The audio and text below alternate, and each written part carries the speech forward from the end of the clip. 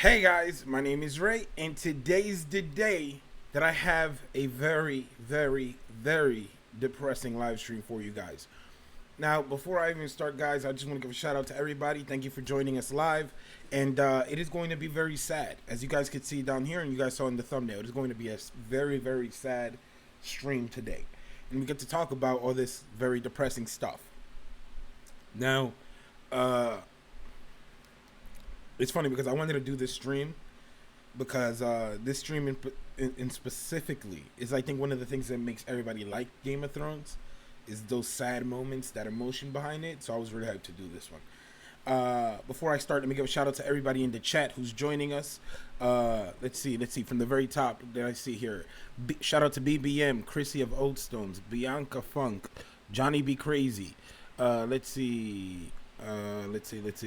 Nicola. Let's see. Mara Jade, Star Walker. Shout out to everybody who's joining us. And man, how are you guys doing? Let's start off with that. How are you guys doing? Just let me interact a little bit with the chat because hey, shout out to the Prince that wasn't promised who's joining us. Nah, but it's crazy because I had everything set up perfectly today, and then I had to basically right before going live, I have to make everybody lock themselves up in this household. You know what I mean? Everybody who live here gotta respect the space.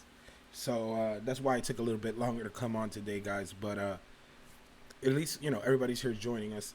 So today I have a couple of clips, and I did not put clips for every depressing moment because God knows that we would be here all day if I put a clip for every freaking sad moment. But what I did do was some of my heartfelt moments that I'm like, damn, like that shit was depressing or that bummed me out. I put those clips and I try to make it a little bit spread out, you know what I mean? Because I do feel that I could have done a whole list of just deaths and it would have been depressing, right? Like people who have died and it would have been depressing by itself. But I wanted to do something that was a little bit more emotional. Those scenes that pulled on our heartstrings a bit, you know what I mean? So I'm really excited to see if some of these scenes that you guys might have forgotten about, how you guys felt during those, and to see how you guys feel now about those same exact scenes. All right, so before I start, guys, also I want to give a shout out to the 20 good men and women who are my Patreon supporters. They support me on Patreon, and thanks to them, I have been able to do some really big upgrades on the channel. Big stuff coming soon. I'm not going to tell you guys yet, but I have projected some collaborations. I have some stuff in the tubes. You know what I mean? I have some stuff coming up. I don't want to talk about it yet until everything is set, but I will be having some changes coming up to the live streams and to the channel a bit, and I'm really excited for you guys to see that. And thanks to the 20 good men and women, you guys supporting me on Patreon, it allows me to do all the stuff that I have coming up. So thank you again. I know that I have been a bit MIA on the channel, but it's just because since it's just me, I have to work ahead of time. I have to start developing things before, like I'm trying to start things that I'm going to be showing you guys in 4 weeks from now. I'm trying to start them up from now. Like, I'm trying to get a head jump on all of it. So, I'm pretty excited for that. And hopefully you guys could check out my Patreon. And thank you guys who are supporting me on Patreon who are here with us today. So, all right. So we could talk about all the depressing stuff on Game of Thrones. Like, Game of Thrones is one of those things that it's just like, damn. Like, it's so freaking depressing. Like I just put some small gifs of some of the scenes, like here when Grey Wind is dying and Arya is the one seeing him right after, like during the Red Wedding. Like to me that was like extremely depressing. Rob looking at his dead wife and his baby, his unborn baby. I mean, shit, they ain't even safe in the belly. Like that's ridiculous to me. Like, you know what I mean? There's a bunch of stuff like the Red Wedding. Hell, even that that last minute of Catelyn Stark being alive is like extremely painful. I think it was probably the worst thing to see. Like I couldn't see that episode, and then the door came out, and then I was like, okay, that it was like Hold My Beer. That was like the Hold My Beer episode. So it's interesting when you look at all of that. Yeah, man. Happy Cinco de Mayo to everybody, man.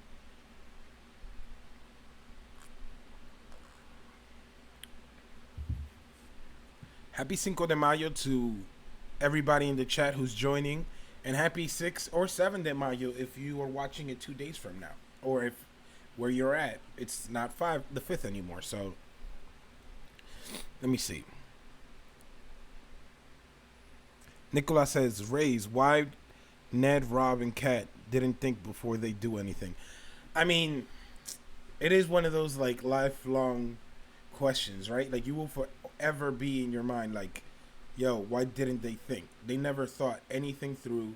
They're just like very what's the word? What would be the word? They're very like set in their ways. They think that everybody is as honorable as they are. And you know, I don't know. It's funny when you think about it. I feel that like there's certain characters that are just kind of dumb, and at least Jon Snow had the second chance to learn from his mistakes at the wall. But that's the thing. Like Rob didn't have a second chance. Ned didn't have a second chance. Once you have a second chance, of course you can learn from your mistakes, and we saw that with Jon. You know what I mean? Even Sansa, she's like, okay, now she knows how to play the game a lot more. Even Arya, you know, she knows after her whole ordeal with the faceless men and the waif. So there's a bunch of stuff there, man. I mean, damn, I didn't even notice the mic was up.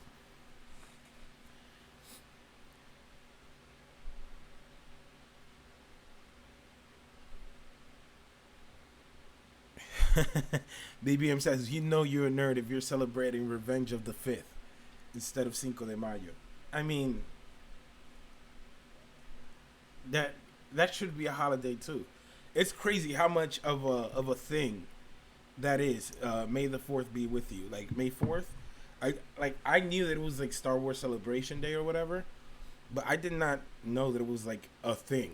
Why didn't they drop it yesterday? Like, you know what I mean? If it was such a big thing. My guess is that they didn't drop that movie yesterday, Solo, a Star Wars story.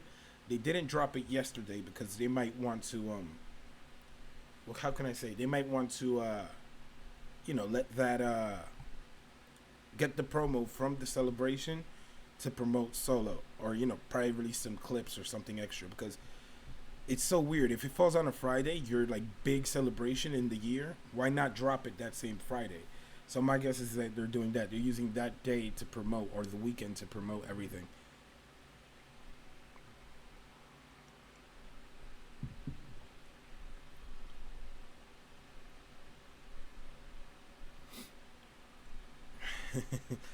All right, so I want to know in the chat. I'm gonna start going down these scenes. I'm going to play the scenes for you guys, and then when I play the scene for you guys, I'm not gonna be here. Like, you know, you're not gonna hear me. And basically, you know, you guys will watch the clips. Once the clips end, I'll come back and then we talk about them. All right. So the first humongous depressing scene was the one that set everything up, which is Ned's death.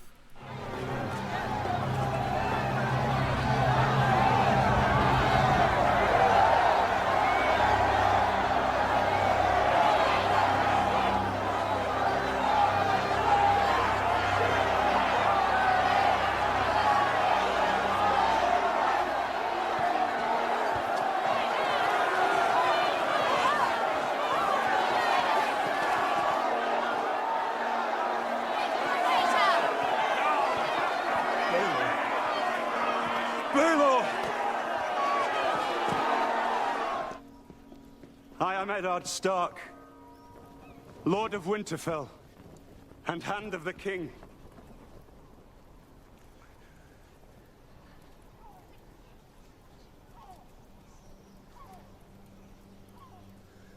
I come before you to confess my treason in the sight of gods and men. I betrayed the faith of my king and the trust of my friend Robert. I swore to protect and defend his children, but before his blood was cold, I plotted to murder his son and seize the throne for myself.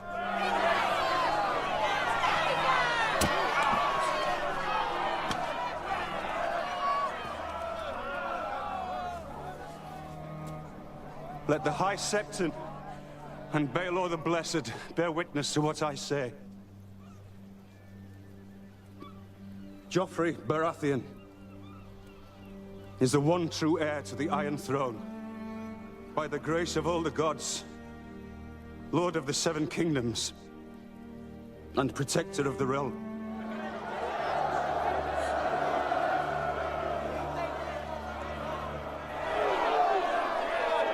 My mother wishes me to let Lord Eddard join the Night's Watch. Stripped of all titles and powers, he would serve the realm in permanent exile. And my lady Sansa has begged mercy for her father.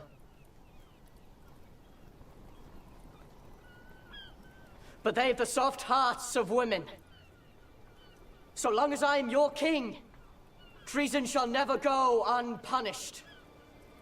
Sir Ilyn, bring me his head.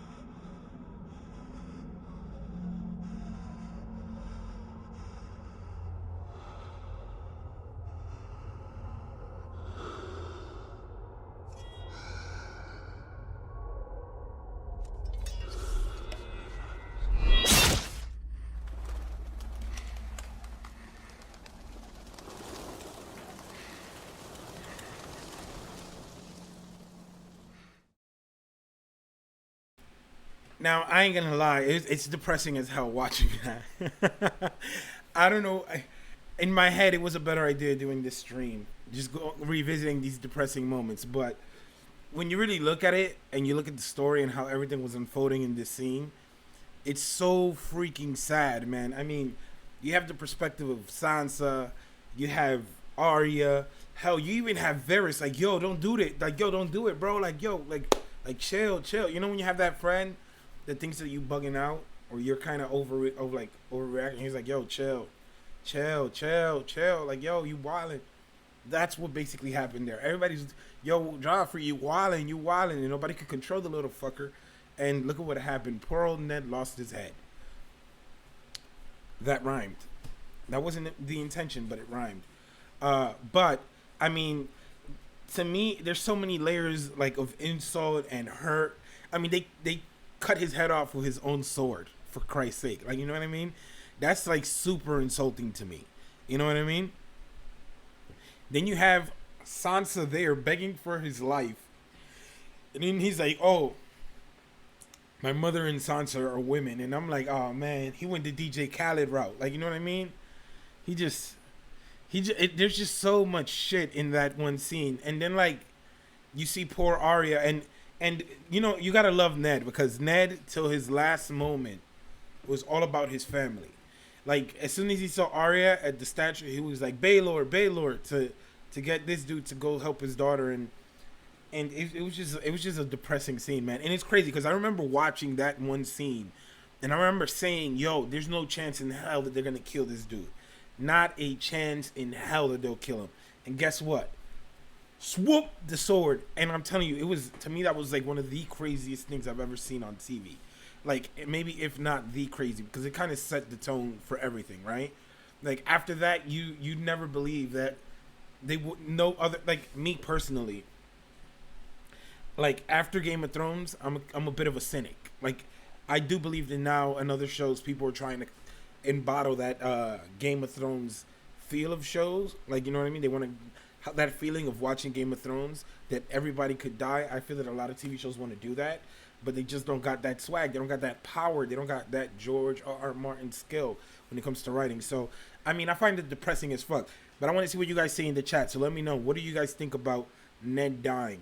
Like, I'm very interested, because this is a give and take. You know what I mean? I definitely want to hear what you guys think about Ned's death, because I saw it kind of reverse. I kind of saw Joffrey die, right? And then I went and I started the series. So I knew that fucker was going to get payback. But I'm interested in seeing how you guys saw it from the very beginning of the series and built it up. Because my perspective on it was very different, because I knew that Joffrey was going to die when I saw him kill Ned. Like, I didn't know. My first episode was my first episode was season 4, episode 2, I think it is, when the Purple Wedding.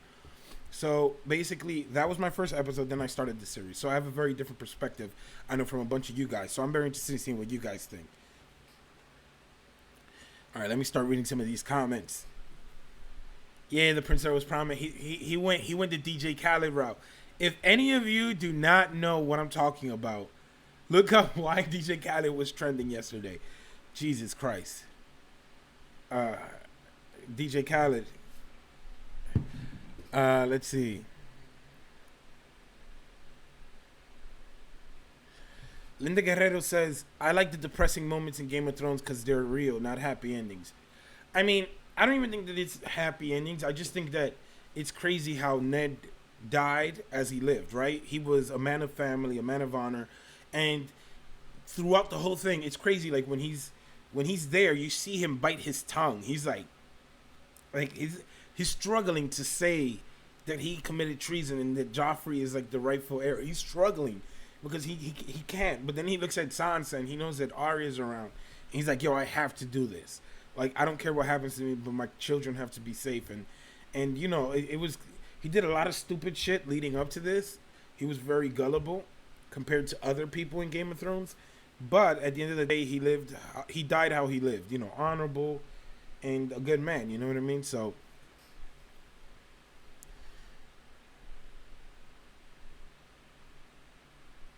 let's see.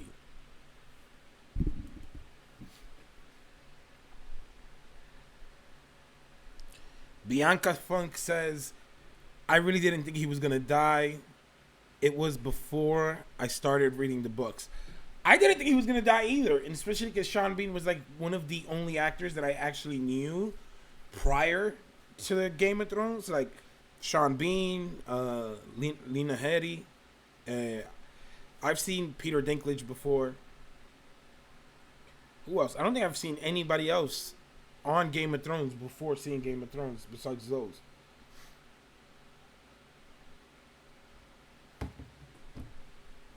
But I did not think he was going to die. I thought that he was like untouchable. Guess he wasn't.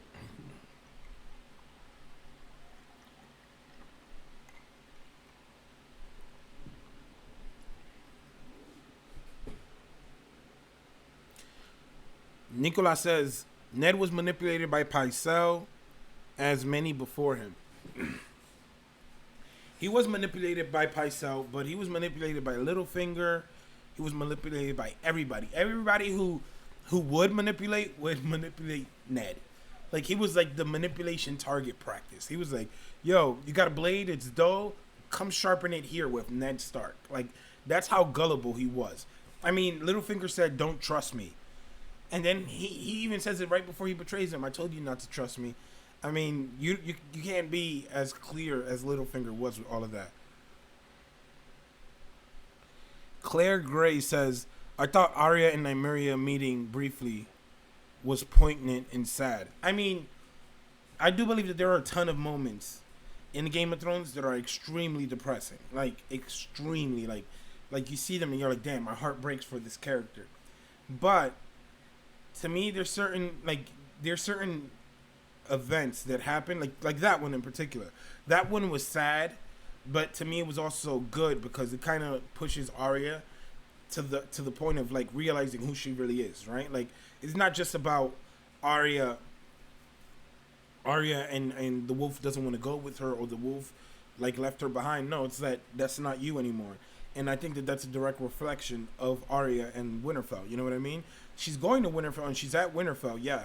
But she might not stay there in the long run, you know what I mean? Because that's just not her anymore. And she's known who she always was. So, to me, that's a little bit interesting. It was sad to see that the wolf didn't go with her. But, I mean, when you have a good thing going, man, you can't just drop everything like that and go to some castle like Winterfell, man. I bet you Nymeria is eating prime rib, bro.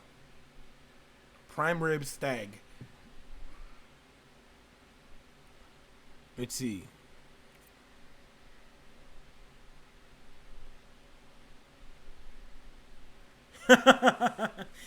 Chrissy of Oldstone says the saddest thing in Game of Thrones is what D&D did with the Dorne storyline. It was pretty jacked up. I mean, I didn't like how they did all of Dorne completely, and I might be an outlier on this. I don't. Dorne is an alright storyline in the books. They are more complex than they are on the show, and they do have a better storyline. But I don't think that I have this like yearning for like, oh, I want Dorne. I want. Like I didn't really have that. I think that I kind of with everybody was like, oh, like no master plan, no ties to the Targaryen behind the back, no trying to negotiate with them, like behind the Cersei and the Lannisters or whatever with, like you know what I mean? I don't know. I just feel that they did miss some things, but I'm not as upset, I think, as I once was originally. And I think that I kind of had like a mob mentality with it. I think it was just like, oh, everybody else is upset with it and I'm upset with it.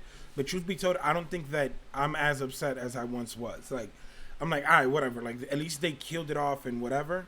But I am upset that they didn't do more with it, though. Like, every time that I think about what they could have done, it makes me upset because we're only getting how many episodes this season? We're only getting 6 episodes, feature length, everybody says. I just don't see a scenario in where I would prefer what we're getting now over full-fledged episodes with the Dornish involved. Like, to this point, the Dornish still could have been involved in everything that's happening. Like, you didn't have to kill the whole house off, you know what I mean?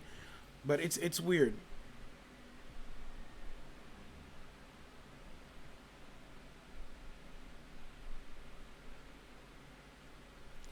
All right, let me see.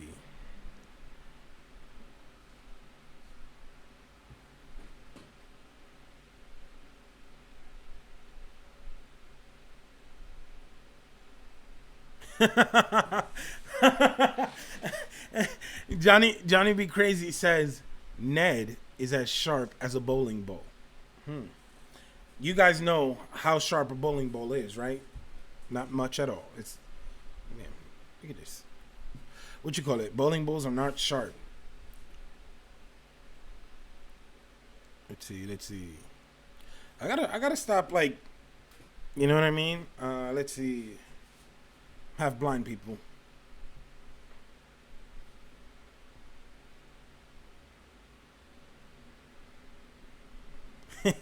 There's a big learning curve when you go from North to King's Landing, to say the least. Yeah, there definitely is.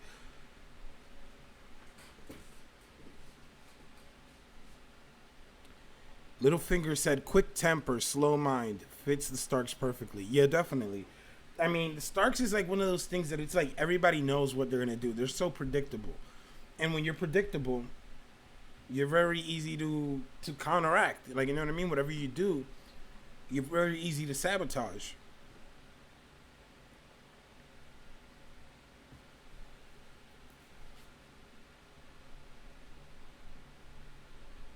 All right, let's see.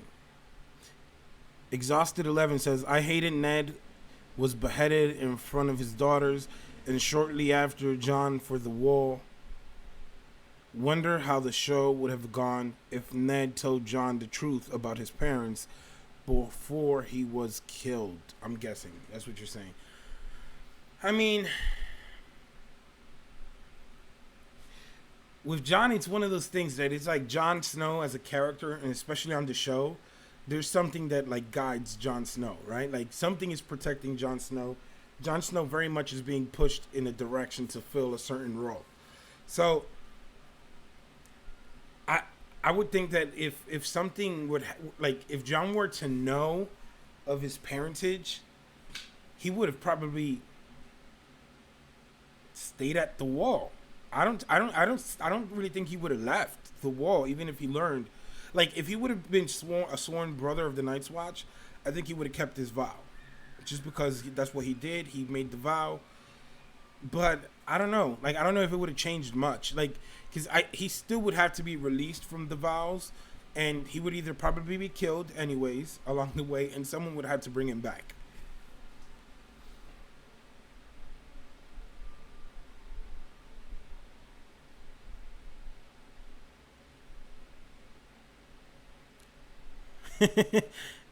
Prince Edward's Promise says, but damn, the full Dawn series would have way more nudity and sex. Yeah, anything with Dawn is sex, drinking, and and a lot of pussy jokes.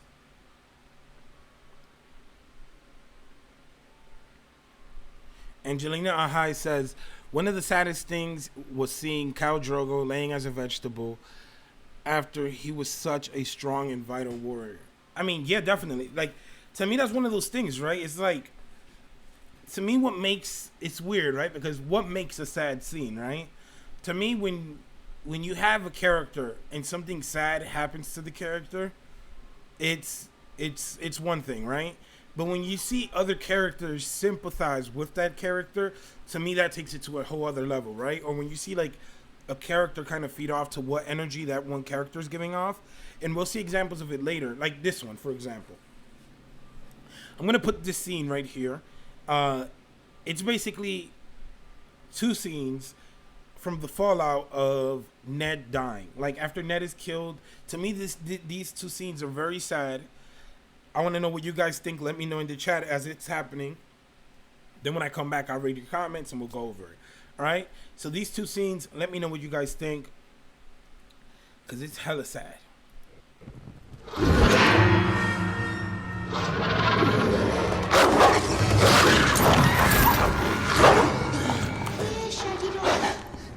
Wickham! That beast is supposed to be chained in the kennels. He doesn't like chains. What are you doing down here? Come back up with us. No, I came to see Father. How many times have I told you he's in King's Landing with Sansa and Arya? He was down here. I saw him. Saw him when? Last night. When I was sleeping. Here, Shaggy Dog.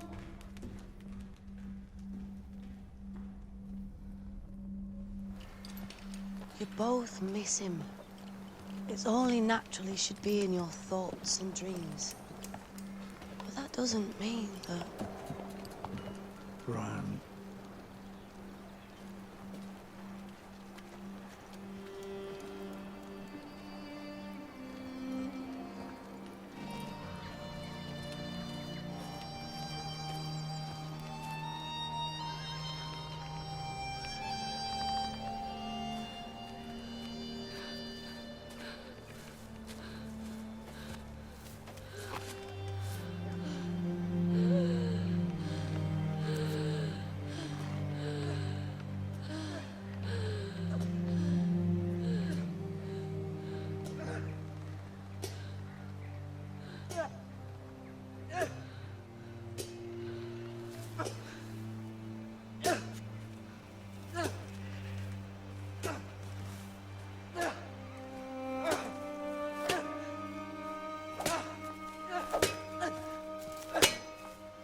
Rob.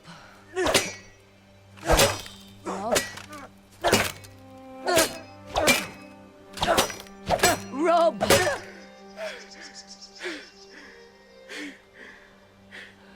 You've ruined your sword.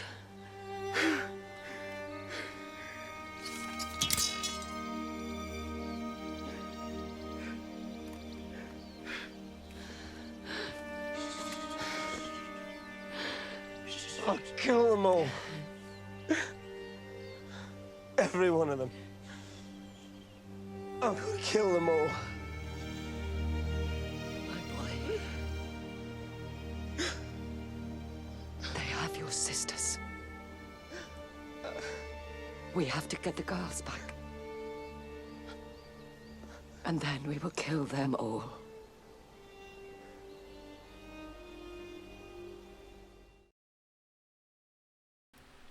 Now, I don't know about you guys, but every kid, every one of the Stark children, the fallout after any family member dies, to me was like hell. Like, that was really bad.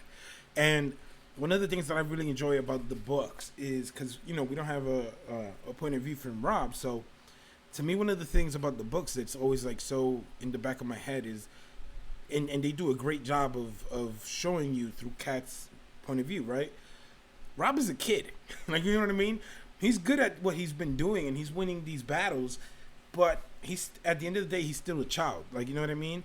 And here on the show, he looks like a young man. Like, you know what I mean? So it kind of takes that away. But when you see a child lose his father and he's like so emotional and shit, like, to me, that one was like, damn, bro. And then when you see that Bran and Rickon are Rickon had a dream about Ned, and then he's like, yo, like he saw his father in the crypts. And then like they're like, yo, like that kind of sounds like a vision or like some bad omen. Like stuff like that to me is great storytelling. Like that's why the first 3 seasons, I'm not even gonna lie, you could tell that it was somebody else's story. Like it was a full-fledged, writ out story. Like those little nuances to me mean everything. Like when you see these scenes, especially the score on them too, like the music is wonderful. Like I am dying to go see the Game of Thrones music show that they do on. They're gonna do an MSG here. I'm crazy to go see that, but I'm telling you, it's mad depressing. Like it. Now that I'm here, I'm like, damn, I probably shouldn't have chose all these really depressing scenes.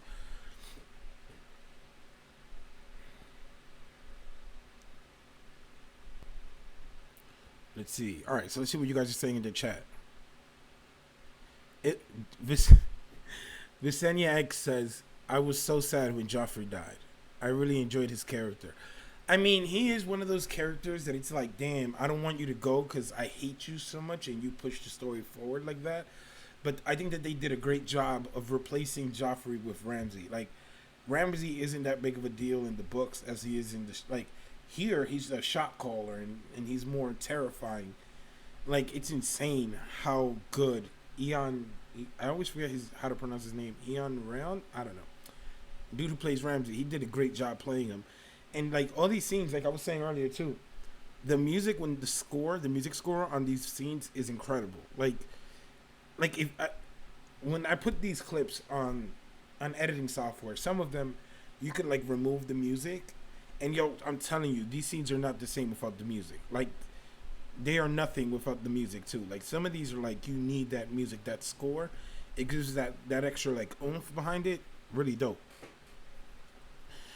All right, let's see.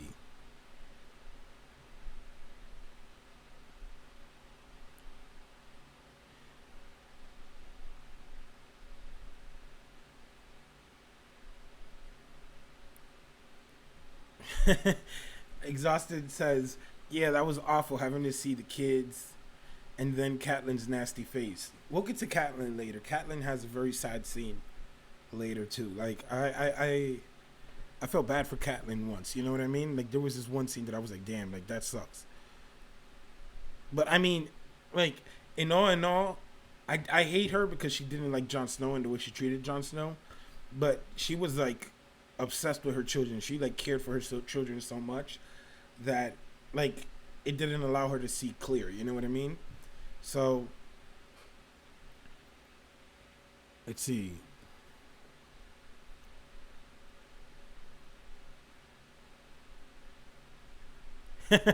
Connie Super says Kleenex for Rayz GoFundMe. What you call it? I don't know. Like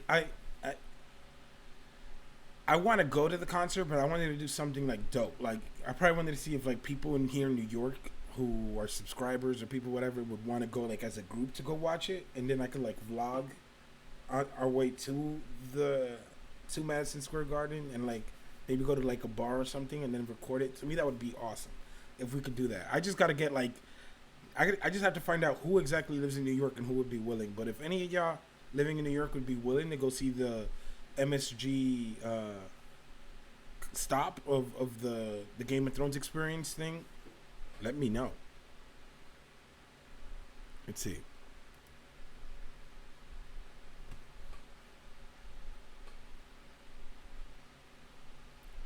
I mean, nah, Exhausted says that Catelyn never had a sad moment. No, Catelyn definitely had her downs. The Red Wedding definitely being number one, right? The Red Wedding was horrible for her.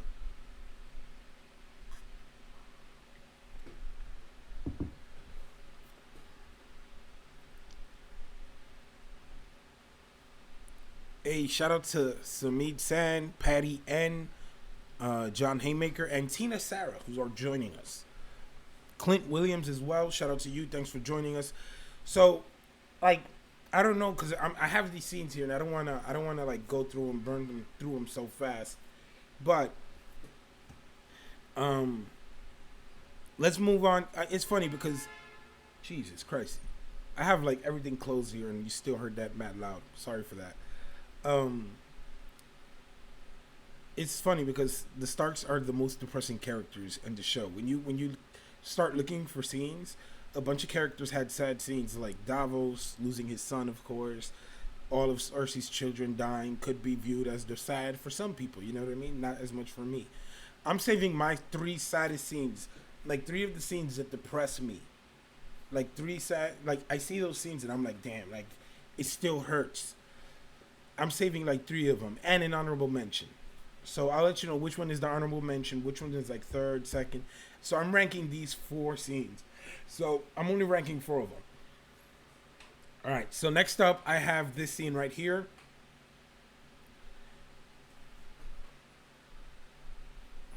John Haymaker says, Hodor. I'm gonna tell you guys right now. Hodor is a sad scene. It is, but I think maybe because I'm desensitized to it, but I feel that it has fallen for me as like the sad scenes go. Like to me, there's some scenes that are not just death related that are extremely sad. Like, you know what I mean? Like when you look at them. So I'll get to those later. Those are I think gems of scenes. Like those scenes to me are sad, but it's because of the acting, it's because of the dialogue. It's just great acting, great like overall setting. Like, you know what I mean? They set everything, the music, everything is perfect in these scenes, and that's why it's sad. That's why I'm leaving those 3 for last. But Hold the Door is one of those scenes that I'll show. It's an honorable mention for me. Like, it's not in my top 3. All right, so let's move on to the next one. Next one is for Jon Snow's favorite ginger, Ygritte.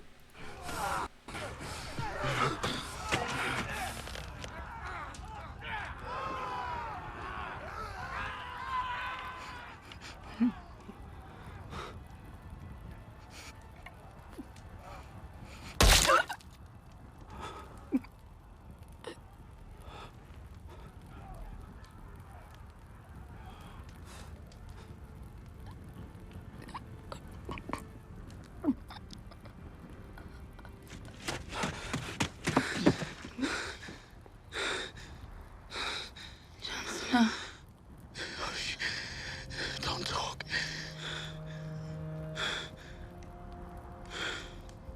You remember that cave?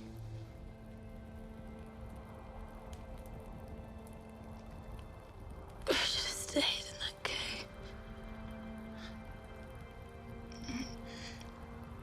We'll go back there.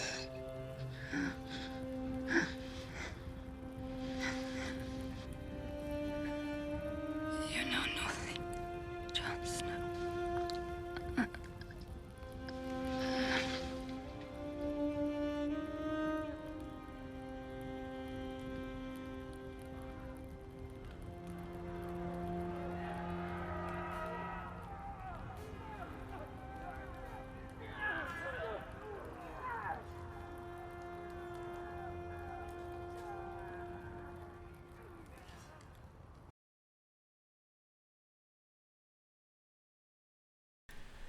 Yo, it's funny because as I'm watching the clip, because I'm watching the clip with you guys, I just see people saying they hate Ollie. We all hate Ollie. But I mean, Ollie was definitely a dick. Like, but could you blame Ollie though? Ollie is definitely one of those sad stories of the whole show, in my opinion. You know what I mean? I hate his guts, but he's a very depressing character when you look at it and everything is said and done. But it's no, that is true. I see that Tina Sarah says, I got so tired of the nothing Jon Snow. I did get tired of it too. It kind of, I think they kind of played into it too much. Maybe because of the whole merchandise scene behind it. Like, nothing. I remember seeing so many shirts with that on it. But I mean, it's one of those things, man, that it's like, damn. Like, you killed this guy's girl. Like, to me, it's just depressing because of Jon Snow. Like, if it could have been anybody else's girlfriend, and it would have been okay, but to me it was just depressing because of Jon Snow's whole situation. He leaves Winterfell to be accepted at the Night's Watch. He's not accepted at the Night's Watch. Then he goes beyond the wall. He's not accepted beyond the wall much. Then the only person who really falls for him, who accepts him and wants him and desires him, is killed by this kid who Jon is like, close. I mean, it's just a shitty situation. And then when down in the long run, you see that Ali kills John too. So Ali definitely got himself a 2-for-1. Like, you know what I mean? So, damn, Ali. Definitely, I definitely think that Ali has a very sad story. Like, yo, they're gonna eat your parents, bro. Like, enough said.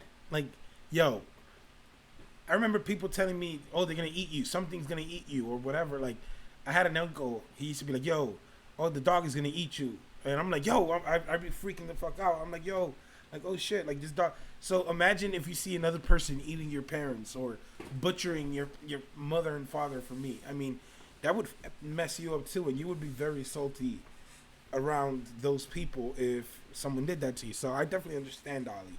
Doesn't mean I hate him less, but you know, it is what it is.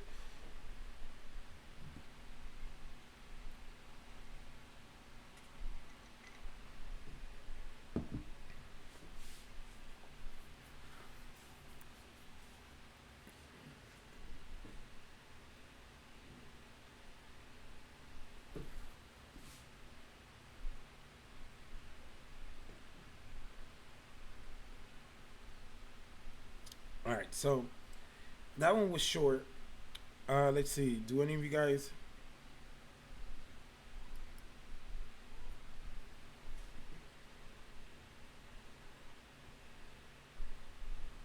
Storm's End says, signing on to the conspiracy was a mistake made out of emotion and youth. I definitely agree, because he does care for Jon Snow.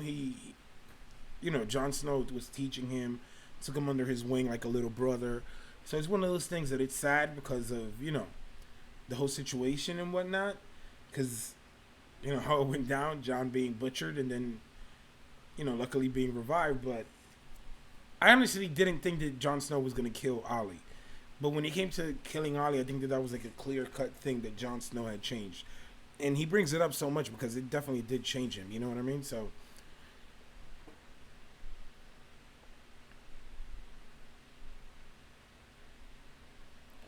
damn, DJ Woom Woom just put it in the chat. He said, I'm going to eat your mama, then eat your papa. Now go tell the crows. I mean, oh, bro. Like, especially when you're a little kid, right? When you're a little kid, everything scares the shit out of you. Like, you are legit the most, I remember when I was younger, I had two humongous things that scared me. Like, and even till this day, like, if I see a movie, I may have a weird dream about it. Aliens and freaking mummies. Like, I don't know. I'm not scared of them. Like, I could watch a movie, I could read whatever, anything. But like, it's just something that lingers in my head. I don't know, since I was a little kid. And I used to, I remember my uncle used to watch the X-Files, and whenever he would put that song, I would hear the I would bolt, bro. I would be running. I would be out of that room. Whatever room I was in, I would run. Don't nobody tell me nothing. Nobody judge me. I would run the hell out of there. So you could imagine if somebody kills your parents, how you would feel.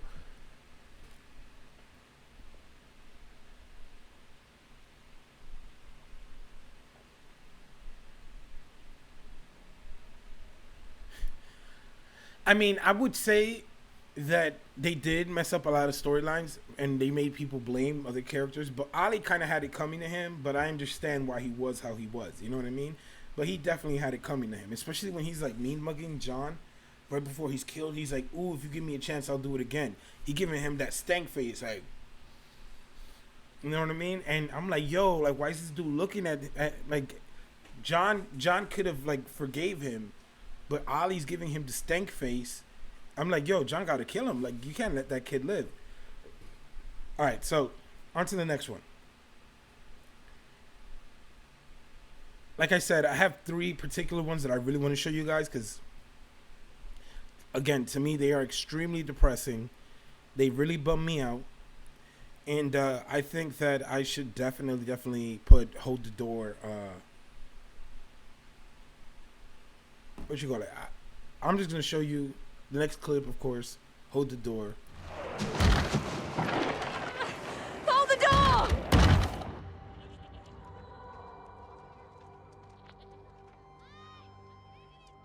Hold the door!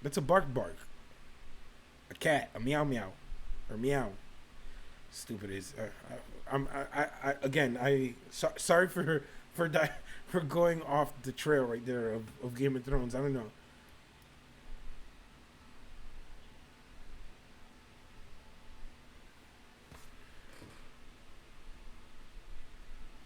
Exhausted says, I would not want to see him as a white either. That would suck. Definitely that would suck. Very much. Johnny be crazy. No Rayz. Don't say that shit. I will cut the show off. Laugh out loud joking.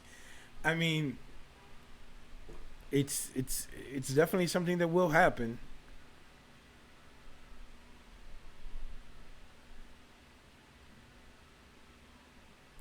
I would be okay if Hodor kills Bran.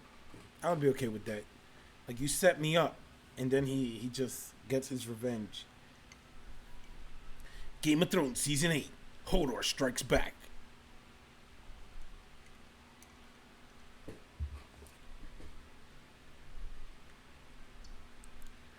I know, Chrissy. Everybody forgets Summer, right? Like, Hodor died in that episode, and everybody just overlooks Summer.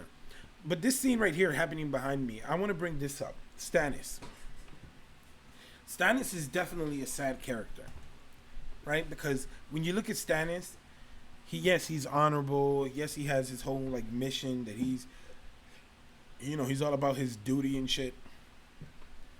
But when you look at the way that the show Stannis ended up, it's extremely sad. Like, especially this scene when he's like, about to go into battle with the Boltons. It's like last minute you could see that he knows that he failed. And him burning his daughter, his wife killing herself, him putting all this faith in Melisandre and losing his way, his morals along the way. It was all for nothing. You know what I mean? And I was about to say something about Marvel Infinity War, but it's very, very, very, very I probably might do a video on that. Like low key. Yo, let me write that shit down. I don't know. You see, I'm here talking with you guys, and I just came up with an idea. Talking about Marvel, have you guys seen Infinity War? I've already seen it twice. I might go a third time to see it. Not sure.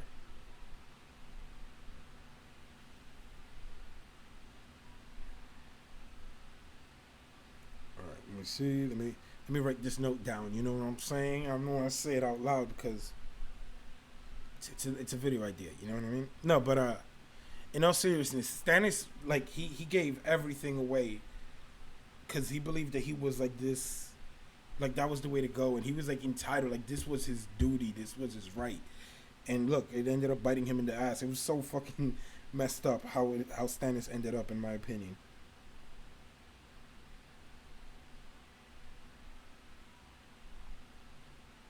All right, give me a second, guys. All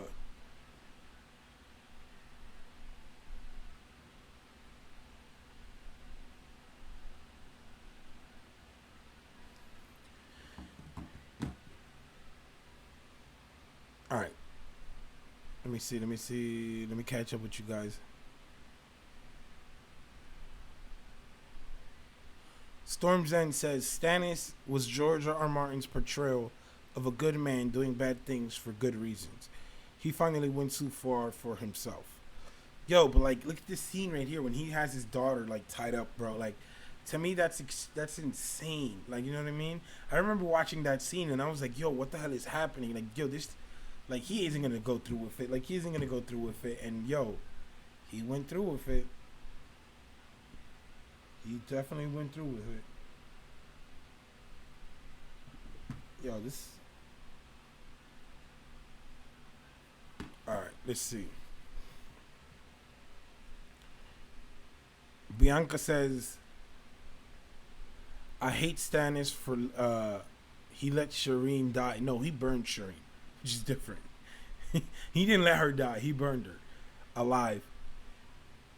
I bet it is going to be the very same way in the books. I know it is one of those confirmed surprises.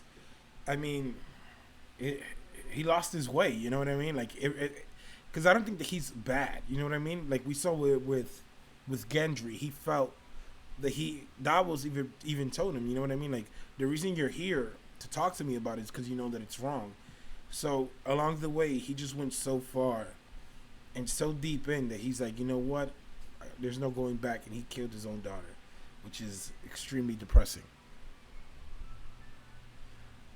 Guys, as a YouTuber, I need you guys to meet my arch nemesis, Mr. Softy. I'm not sure if you guys can hear that. Mr. Softy is outside my building. I hate him. He's always with his little jingle when I'm making videos.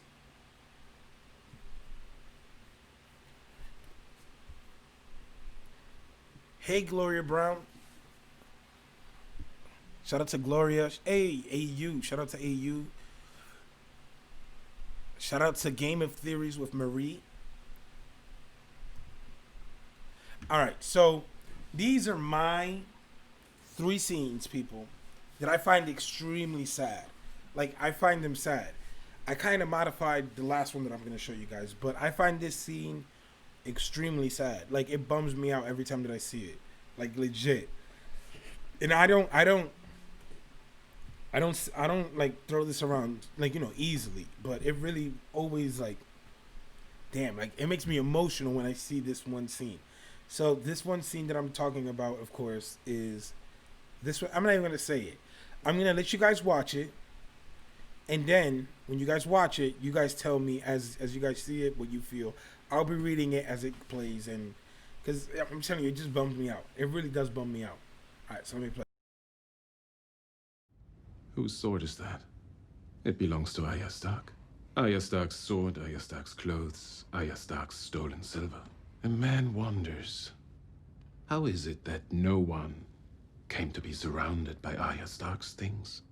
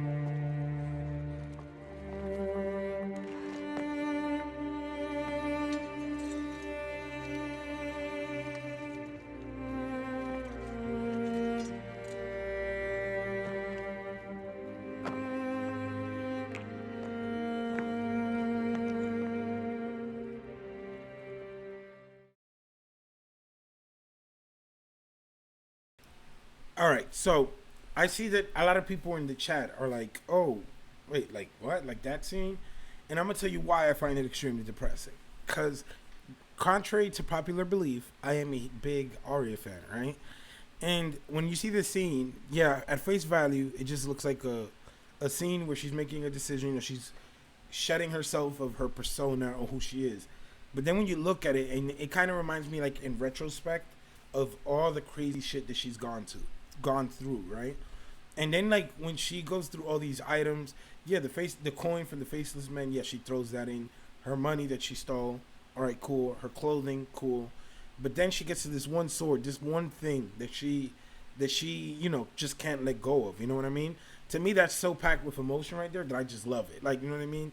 Every time I see it, and I just like the way that it was delivered, the music. I don't know. It always bums me out. You know what I mean? Like, I don't know about you guys. Apparently, you guys don't. But I always found it that it's very deep, and I like it because it shows the connection that she actually has to the Starks, right? Like, she's not just like I don't want to shit on Sansa to make Arya look, but with Arya, you always see this thing that it's like she never wanted to leave Winterfell, whereas Sansa wants to go back to Winterfell because of what she's going through, of course. But I feel that Arya has always been a Stark, and she's always embraced it. And for her to have to let go of that, and then just the emotion behind it, to me, that's just like, damn. Like, you know what I mean? Like, I always felt a certain way with that scene.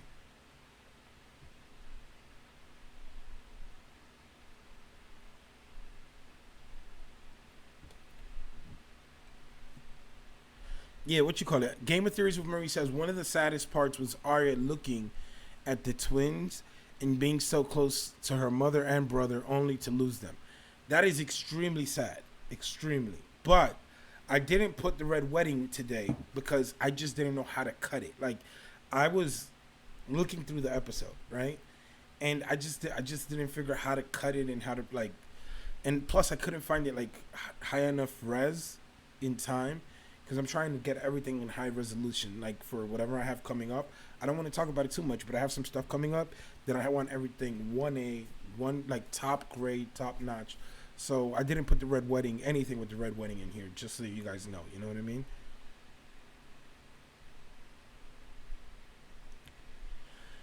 Yeah, definitely. I mean, when she sees Grey Worm, that's why I did put one of. Let me see. All right, here it is. I did put it in this one behind me. The part when she sees Grey Worm, because it is messed up, you know what I mean? Like, this is the scene when she sees Grey Worm right here.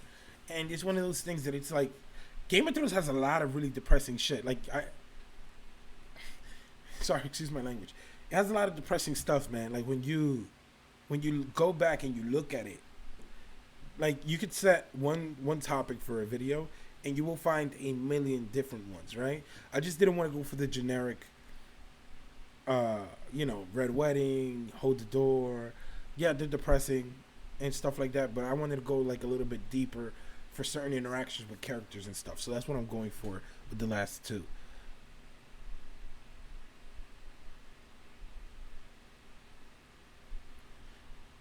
Yeah, definitely. Storm's End says, life is brutal. Life is depressing. You don't get to predict it or anticipate the pain. I mean, definitely, right? Like these two scenes that to me, I see here is kind of like the last two ones that I have here to me are extremely sad because I feel a certain way about the character, but I like to see this scene as something like, I'm just going to put it down for Jon Snow, right? Like, just to think about a child being with someone who would normally should care for this child, right, or have the best interest of this child, and then this person is wishing that this child dies. Like, you know what I mean? Like, she was wishing death upon Jon, and it's interesting because I'm like, I hate Kat, and part of me even sympathizes with her because I have heard people, you know, about certain situations like this, like, you know what I mean, like when they're with somebody and they don't have and their partner has children and they're not necessarily their kids.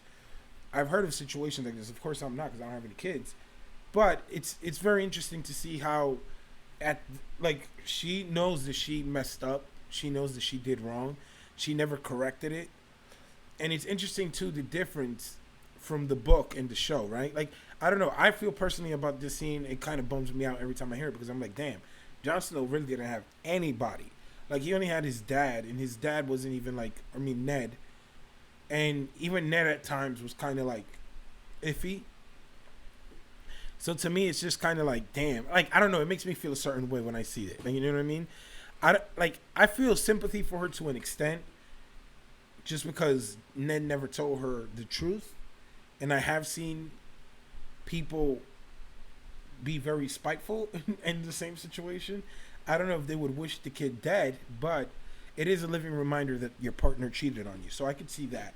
But she was very much a bitch. But just to me, I don't even see it sad for her. I see it sad as Jon Snow. Like, you know what I mean?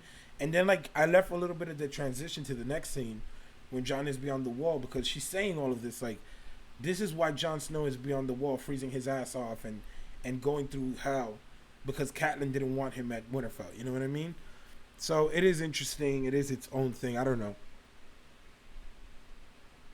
All right, let me see the chat.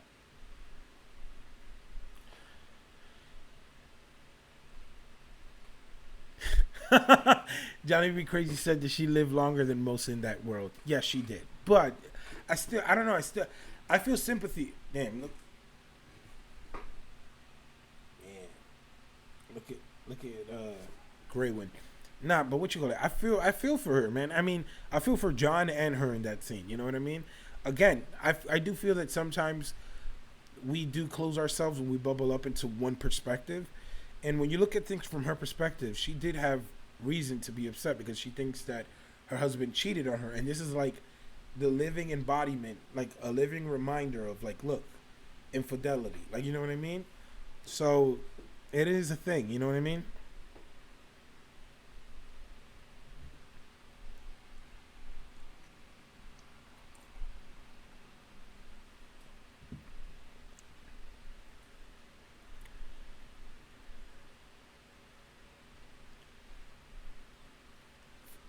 Biggie says secrets are too dangerous even to share them with your loved ones. Yeah, no, I mean, I understand why Ned did it. You know what I mean? I'm not saying that he shouldn't have done it, but it did open the door for Jon and Catelyn's relationship to be the way it was.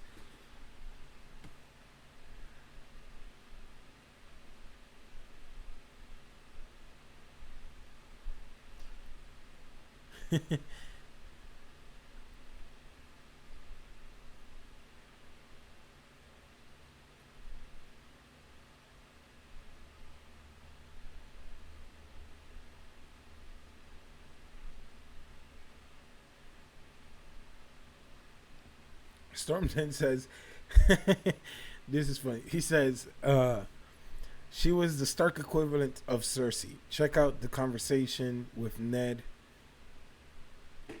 becoming Hand of the Queen. I mean, I definitely agree with you. She did a lot of stupid stuff just to save a couple of her children, and she totally neglected her other children. That being said, I mean, what are the... I don't know, man.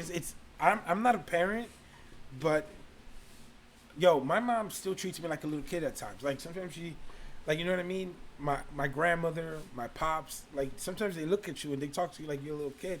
You never grow up for them. Like, you know what I mean? So I understand why she did some of the stupid stuff that she did. You know what I mean?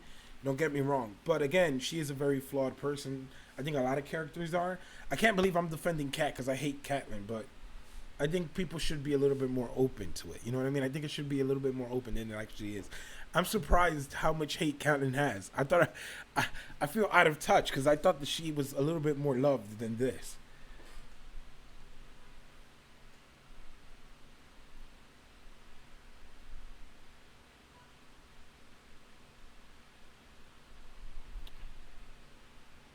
All right, so to me, this one was sad. Apparently, I'm a little bit off touch with some of the sad scenes, but I did put two scenes in this one. I put a scene from season 3, and then I put from season 7. So I just did this because it is sad at the moment, but then it kind of goes full circle. So I'm gonna put it, and then we can talk some more. All right. All right. Let's hit it. I've done plenty of things that I regret. How compared to me, you haven't? No. Not compared to you. I always wanted to do the right thing. I prayed for my... I've done plenty of things that I regret. How compared to me, you haven't? No. Not compared to you. I always wanted to do the right thing. Like there was an impossible choice I had to make. Stark or Greyjoy. Our Father, was more of a father to you than yours ever was. He was. And you betrayed him. Betrayed his memory. I did. You don't need to choose. You're a Greyjoy. And you're a Stark.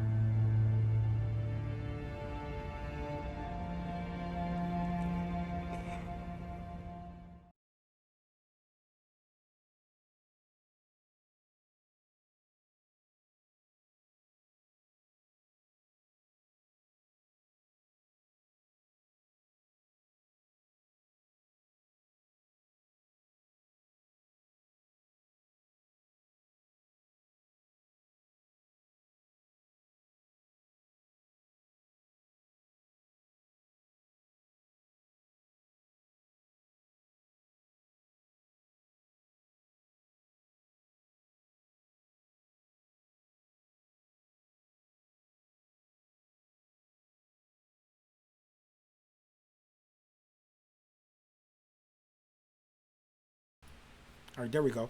Yo, that was not the scene that I wanted to show you guys alone. I had two scenes. I had that scene to go after the one I'm going to tell you now, because I don't know why it's not playing. But the scene that I originally had was the scene when... the scene that I originally had was the one when he thinks that he escaped with Ramsay, and Ramsay's bringing him back, and he tells Ramsay how much he, like, envies Robb and all of these, like, comments, all these, like, how he looks, like, how he felt he was looked down by Robb, and how he could never be a Stark. Robb always mentioned it to him, and kind of how Robb put him down, that he wasn't a Stark. And then how he says that his father died in King's Landing.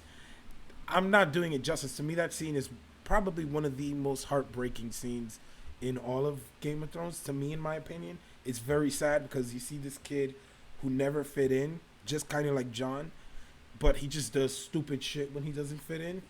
So when he says that his dad was killed in King's Landing, and then when you have full circle, Jon Snow finally says, yeah, you know what, you don't have to choose. You always have a bit of that. You don't have to choose between you being a Stark or a Greyjoy. You have that bit inside of you. To me, it kind of brings it full circle, and that's why I put those two.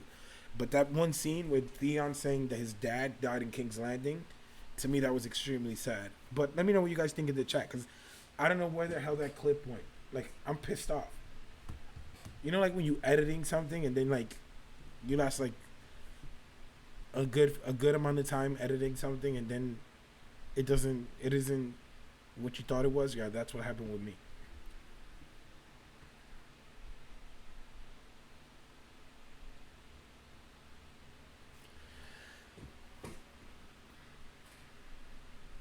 No, definitely AU. I think that, like, when you look at that scene, it's definitely Alfie Allen that put, like, all that, like, energy and that, like, one thing I always like about Alfie Allen is that he always has these, like, emotion-filled scenes. Like, he delivers when it comes to that. Samid says, Robb never put Theon down. Theon just felt that way. No, he put Theon down a couple of times. Like, for you to say that he never put him down is 100% incorrect. Like, he always reminded him of his position and what he was. You know what I mean? And Jon as well. Because Jon in the books has a very strong disliking of Theon Greyjoy. He, like, to me that sounds crazy. Like, I don't agree with that. Like, I could give you some other stuff, like, that you said earlier, but that I don't give you. Like, because he's always made it a point to remind him that he was a Greyjoy, and everybody around Theon.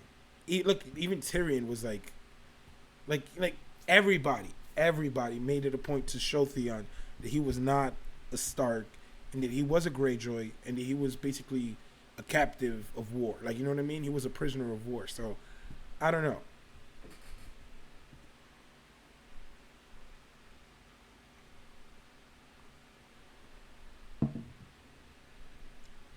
No, of course. Like, you know what I mean? But,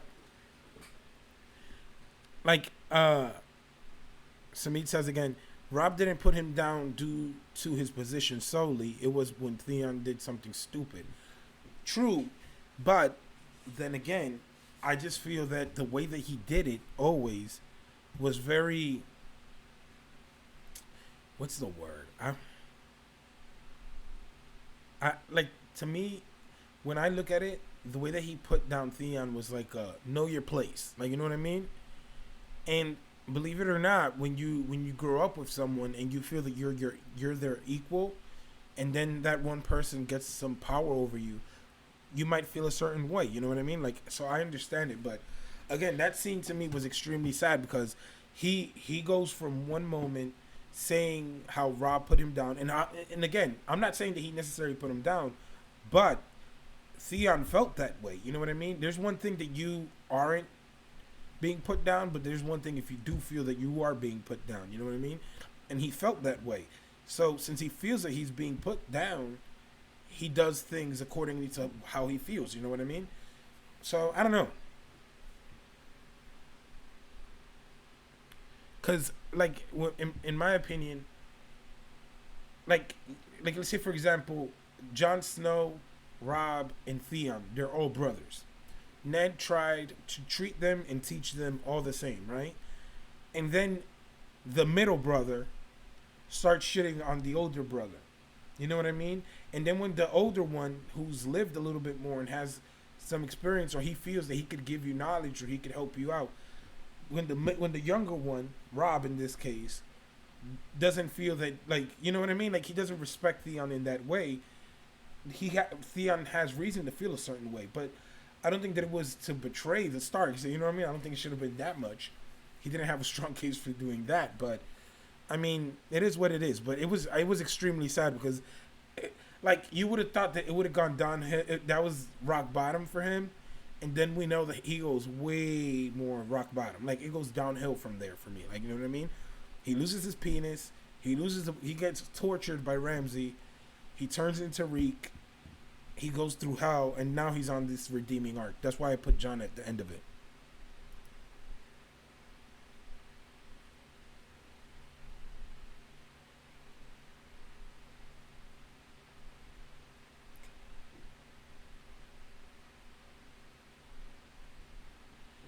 Yeah, look, AU brings a great point too. That one scene when he saves Bran by killing the wildling. Rob is like, yo, what you doing? Like, you know what I mean? Like, I'm telling you, like, you could tell that there was a certain dynamic there that Rob knew that he was ahead of Jon and Theon. Like, you know what I mean? The pecking order was clearly established in that house. You know what I mean? And it's interesting because in the books, I remember when the first time I read Game of Thrones, that scene when they find the direwolves to me always stood out to me because of how Jon is like, oh, look, there's five direwolves. You know what I mean? And how Ned realizes and picks up the fact that Jon is, like, exempting himself from having a direwolf. Like, he understands that what Jon is doing. You know what I mean? Because it was very clear in House Stark who were the Stark children. Like, you know what I mean?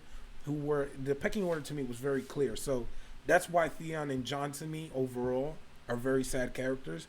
Because even stuff that we haven't seen has been very depressing. Like, you know what I mean? What I keep saying, you know what I mean. All right, let's see what everybody's.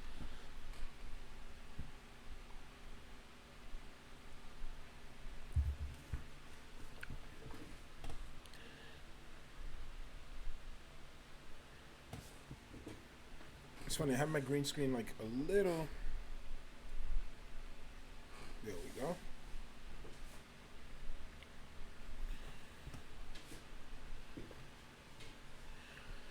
Storm's End has a question. Do you think Theon will save Ashura / his sister?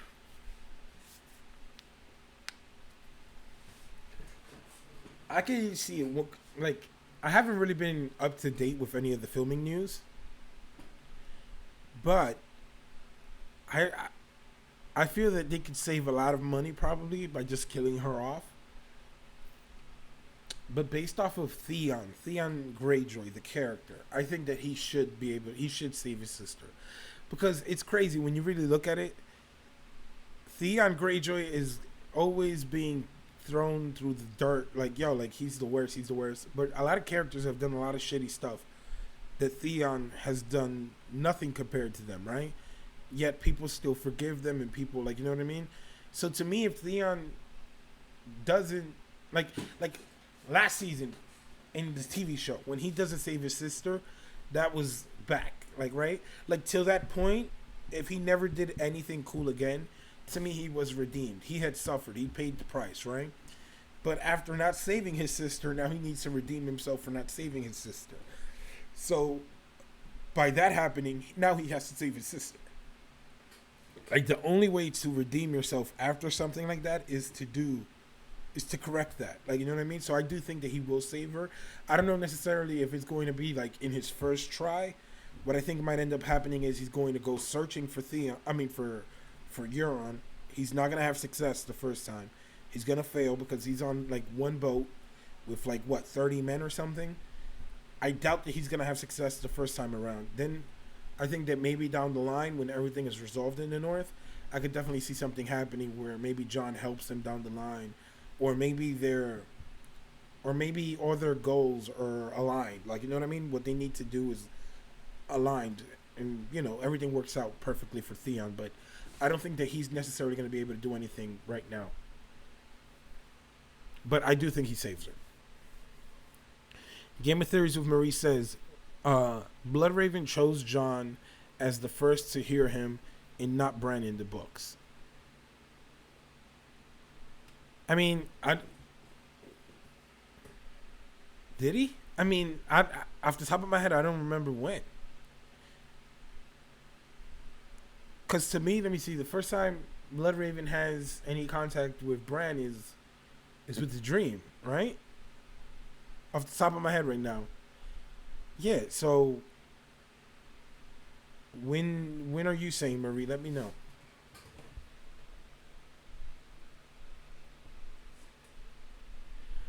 Emmanuel says Rob was thick-headed like Ned, I'm guessing you're saying, so it got him killed. No, yeah, and it's interesting because, again, like I was saying earlier with the scene with Catelyn and Rob, it's like you see Rob, right? Rob is one of those characters that you forget that he's so young. You know what I mean? And you look at Joffrey. Joffrey doesn't do anything himself. Like, right? He just sends people to war and to fight and whatever. And he has Tywin and Jaime fighting his war. But Rob is like in the front lines, in the trenches. He's like, you know what I mean? So, is he thick-headed? Yes. One of the things that I really upsets me in the book specifically is how hard-headed he is with the wolf. Like, the direwolves clearly have a connection with them, and they have their, like, they have this thing. So to me, when you have him neglecting that, and even Catelyn picks up on it, whereas, like, the wolf, you're like, oh, I don't want it because it's bugging out. Like, you know what I mean? He kind of lost himself along the way in the book. So I do agree he is hard-headed. Like, he's very set in his ways. Like, killing Lord Karstark was definitely a mistake in let me see.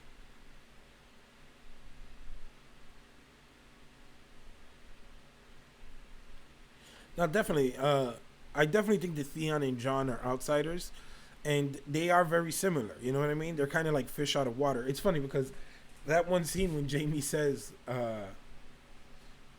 that he saw Theon at Winterfell, and it was like watching I think he said a shark out of water. Like, they're very much outsiders. You know what I mean? It's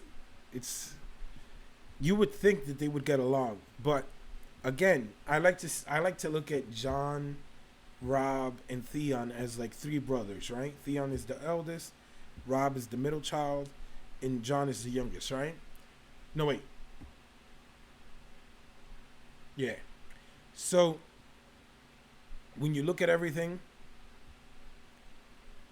I mean, it's just like sibling rivalry, right? Like for example, in my house, we're three. I'm the oldest. My brother is the youngest, from my mom's side, of course, and my sister's the middle child. My sister is always either on my side or my brother's side, or it's either I'm on one of their side. Like, it's always 2 against 1. It's never just like a 3 thing. Like, you know what I mean? So I see their situation being the same.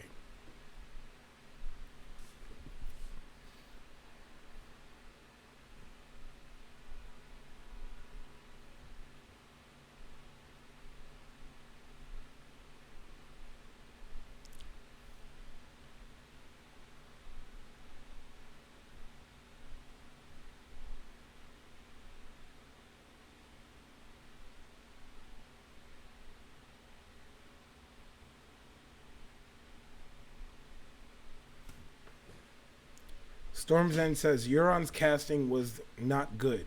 Worse words apply. And they may as well kill him off. I mean, it's the last season. He has to die. Like, I don't see a scenario in where Euron Greyjoy is alive and the show finishes. I just don't see it. It just doesn't seem to me like it's a real thing.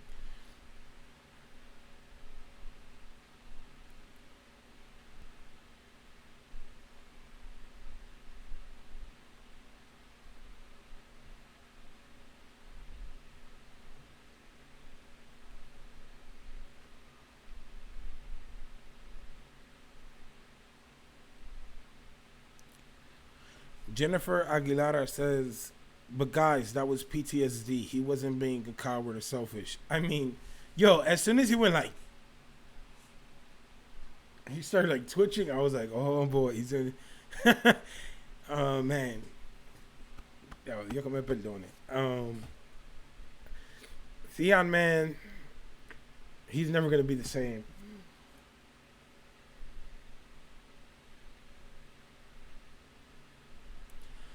I think that they've pretty much transitioned, in my opinion. The way that I see it, they transitioned from bad guys. It was Joffrey, then it was Ramsay, and now I think they try to pass the torch to Euron. But I don't think that he's as good a villain as, like, let's say, for example, a Joffrey or a Ramsay. You know what I mean? They tried to hype him up last season, but it did not live up to the hype.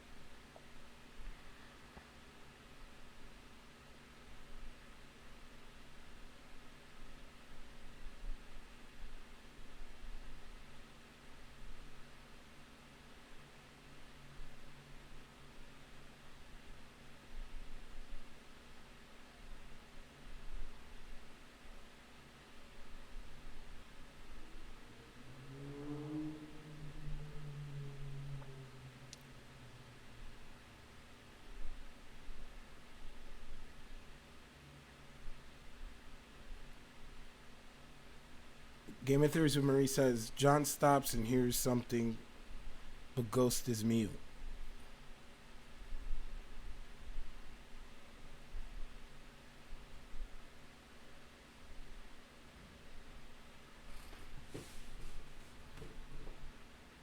Yeah, this chat is just jumping.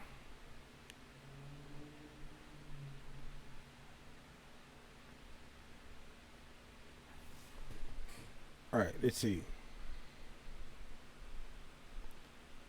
Theon, broken man though. Family / war. Jamie, broken man through family / war. And the Hound, broken man through family and war. I mean, that is a theme in Game of Thrones, right? It's a show of family and wars. I mean, it's funny because I was watching yesterday an interview with Serena Williams, the tennis player, her husband. I forgot his name. I said Alexi Ohanian or something like that. I forgot his name. And he was talking about like perspective about how differently he sees Game of Thrones now that he has a daughter. And I'm like, damn, is it really that true? Because he sounded inspired talking about it. Like this dude, he's rich as hell, and he's like talking about Game of Thrones, and he's like, oh, it's crazy when you see Game of Thrones and this and this and that, and like I'm like, yo, like I don't know, maybe I gotta have a kid to have new content for Game of Thrones perspectives. All right, I'm just gonna, cause this chat is kind of bugging out. Let me see.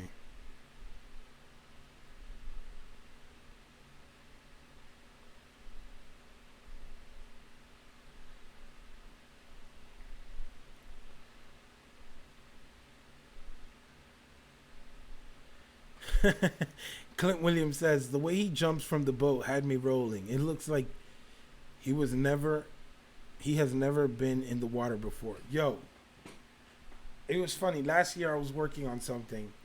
For those of you who watch basketball, I was working on a video. I was gonna like impose Kyrie Irving's face on Theon Greyjoy, and then I was gonna put LeBron on Yara's face, and then I was gonna put like Kevin Durant on Euron's face.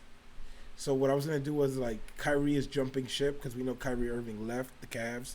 For those who watch basketball, you'll understand. But it was hilarious. But I didn't know how to do it back then, so it looked kind of crappy. So I didn't do it.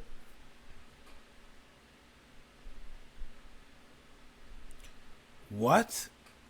Tina says Danny seems more evil than Euron. How so? I'm confused.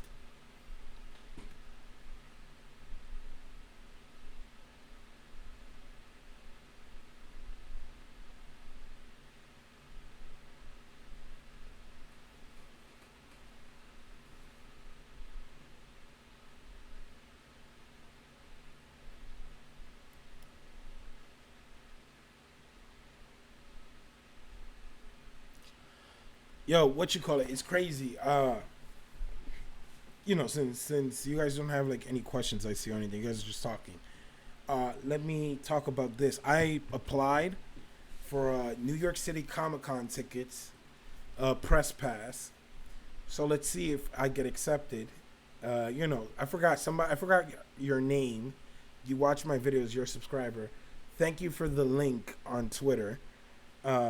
Thank you so much. Hopefully, if I could, I will get the press pass, and I will try to get into the Game of Thrones panel that they do at New York Comic Con to see like what's up, what's good there, and I could like vlog the whole thing and have some recordings. That should definitely be dope. I definitely want to do that, especially with the changes that are coming on the channel. I have some stuff coming up that I definitely want to hold on for a while, but yeah, man. Thanks, Biggie. I need luck. I mean, it's funny because I have gotten press passes for stuff before, Game of Thrones related.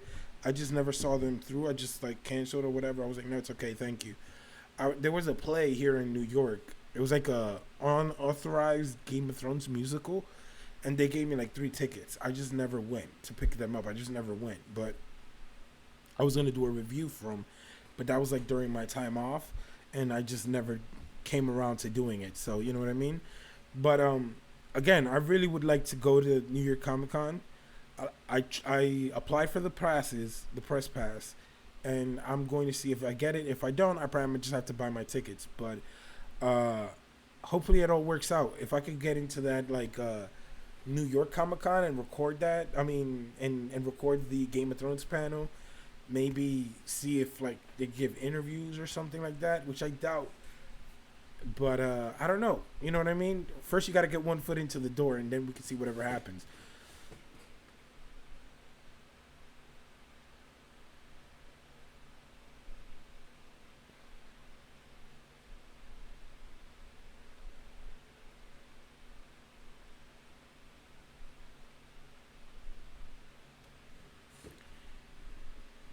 Now, yeah, fingers crossed, people. Fingers crossed. Now, but I would definitely want to do it. I'm also interested in doing a couple of things, changing some things up on the channel. It's just so much work because it's just me by myself. So that's why sometimes I seem a little bit off. I'm still getting used to it. That's why I haven't had anybody on, because it'll just add more to the plate right now. But I do have some videos that I'm planning on having guests on, like live streams. And it should be really dope. Like, I'm just waiting a little bit longer. I'll probably announce it like in 3 weeks, but I'm just like so excited what I'm doing now. And like, I have something awesome for my Patreon supporters.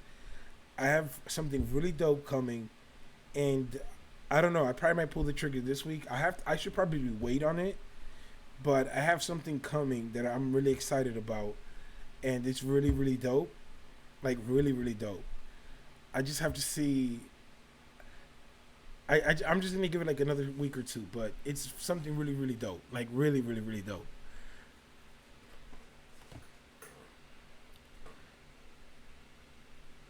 All right, let's see.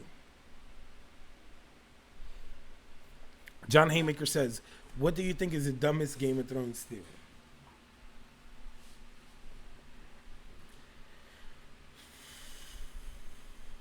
I mean, the dumbest Game of Thrones theory.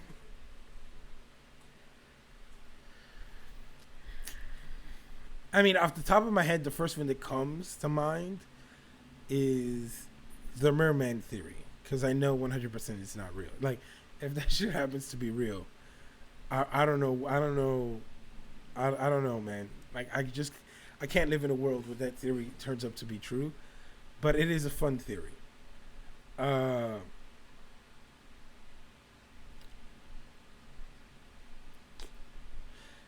don't know if there's dumb theories. I don't believe in dumb theories, right? But I do think that there are some outlandish theories. Like Littlefinger being alive, I think, is maybe one of the more recent ones that I've encountered. That it's like damn, really? Like, you know what I mean? Like I think that he's dead. You know what I mean? I don't think that they're gonna extend Littlefinger any more than that.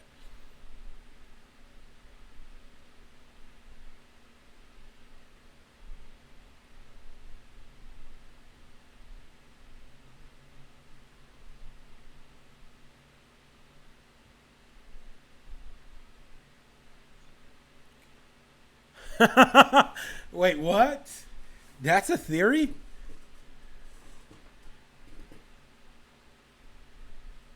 Wait. You gotta be kidding. That can't be a real theory.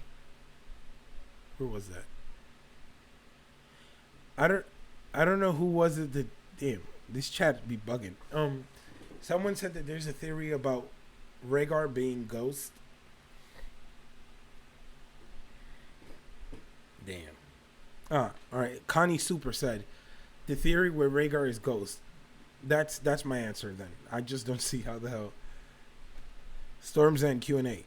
How will Sam react to Dany once he finds out? Well, I left a little bit more ambiguous on my video. I didn't really say one way or another. But the way that I see it playing out is, since he doesn't know that his father is dead at the hands of Daenerys, I think he's going to find out at Winterfell. And he won't have much time to react. I think he might give you like, oh shit, like they're dead. And then I think he won't care anymore. You know what I mean?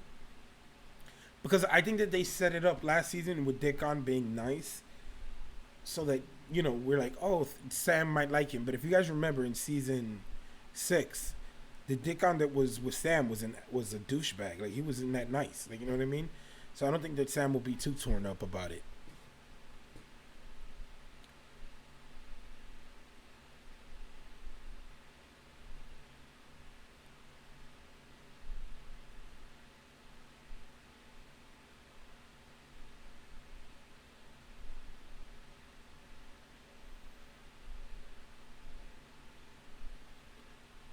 All right, guys, give me 1 minute. I'll be right back. See? Oh, here we go. I'll be right back.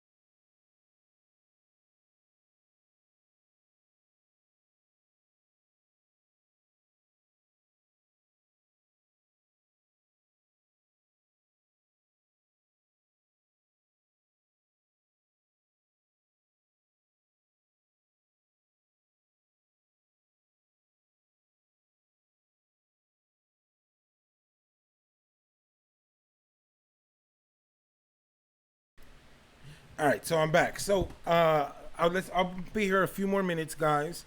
If you have any topics, any questions, anything you guys want to talk about, let me know in the chat, and then we can start talking about that right before we go.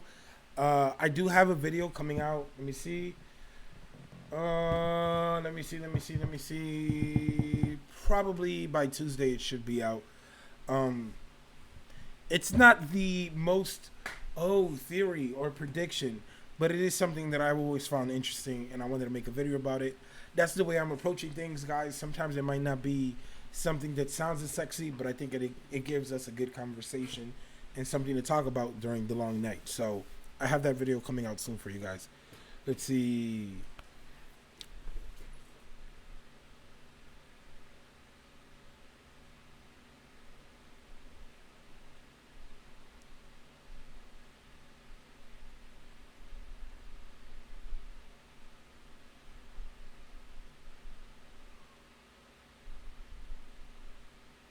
Damn, what did I miss? Game of Theories of Marie says in the books, Tyrion dreams he wears two faces. In my opinion, it will be Tyrion. What will be Tyrion? I don't know. I feel lost.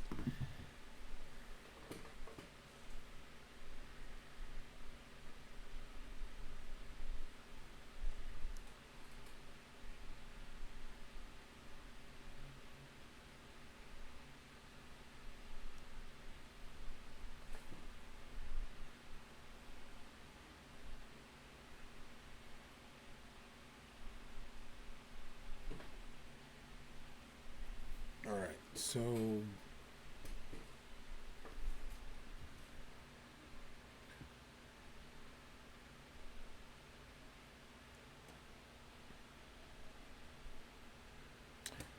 Emmanuel says, I want a dragon to eat Cersei.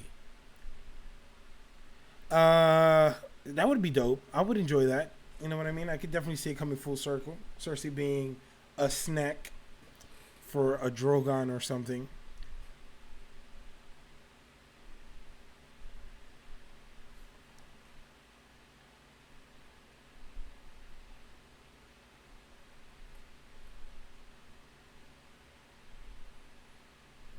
Dolores is a Targ. She got the madness. Oh, definitely. Oh, shit. Tomorrow is Westworld Day. Last episode of Westworld was dope. Westworld is one of those shows that it's like, all right, it has action, but it's like you're there for a little bit more than just action. You know what I mean? Makes you think.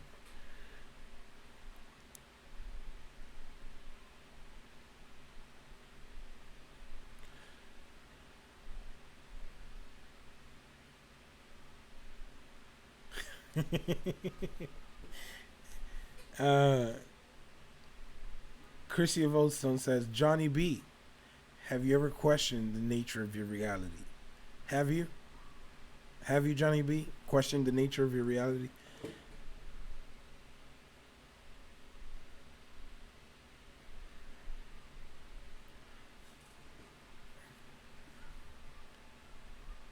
All right, guys. So I don't know. I think I might end it here right now. It was pretty cool being live. I'm working on, like I said, a bunch of stuff that is... I'm working on it now to set it up for the future.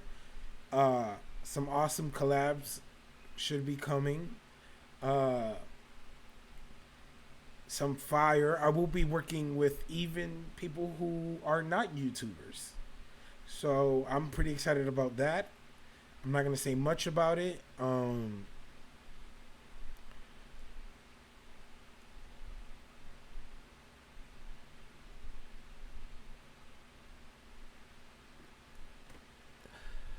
Game of Theories and Marie says, don't worry, a lot of us do that. I have to watch Westworld. I watch Westworld and then have to watch explaining the episode breakdown before I understand what I've just watched. I mean, it's a really good show, and it's definitely worth it. But like I was saying, guys, I think I'm gonna log off right now. It's mad cool always doing these live streams. I will be going live next Saturday. I don't know. I probably might do something a little bit more free flowing next week. Also, if you guys want, you guys can leave questions this week, and I could have maybe answer them, or maybe something along the lines of a Q&A. I don't know. I'll let you guys know during the week. I should have a week video out by Tuesday. Hopefully, I get to filming that and editing that all. The script is already done, so that should be a doozy. I also have some stuff coming on my Patreon for my Patreon supporters. If you guys want to jump on my Patreon, you guys could check me out on Patreon at Rayz the Alba, and it's cool. There's prizes from rewards from different levels. As of right now, I have the 20 good men and women, which are not actually 20. We're up to 14. But thank you again for the support, everybody on here. The Prince That Wasn't Promised, Karen Richmond, Tina Sarah, Peach, Lena Santos, Marie Hill, Jacob Morris, Lady Requiem, Gloria Brown, Garden Girl, Patty N, Mel of Winterfell, Papa of the Tab, and Nancy T. Thank you so much, guys, again for the support.